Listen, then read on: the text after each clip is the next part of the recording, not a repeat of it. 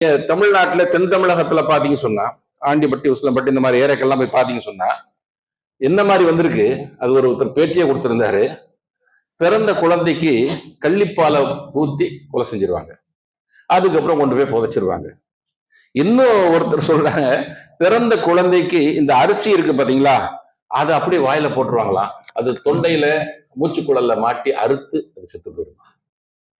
இன்னும் ஒரு கருத்து சொல்லப்பட்டது, ஒருவேளை மார்கழி மாதத்துல அந்த குழந்தை பிறந்திருந்தால், நல்ல குளிரான நேரத்தில் அந்த குழந்தை பிறந்திருந்தா, இரவு அது சாயந்தர நேரத்துல பிறந்தா இரவு அப்படியே அந்த குழந்தைய ஒண்ணு கழுவாம ஒண்ணு செய்யாம பிறந்த உடம்போட அப்படி என்ன செய்வாங்க, முற்றத்துல வீட்டு பின்பகுதியில ஓப்பனா வச்சுருவாங்க.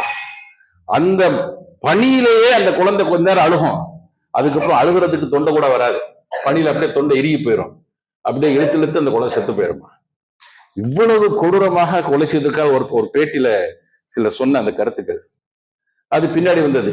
முன்னாடி பிறந்த உடனே அதை புதைச்சிட்டாங்க, புதைச்சு கொலை செஞ்சாங்க. இதை கொலை செஞ்சு புதைக்கிறான், அவ்வளவுதான் வித்தியாசம்.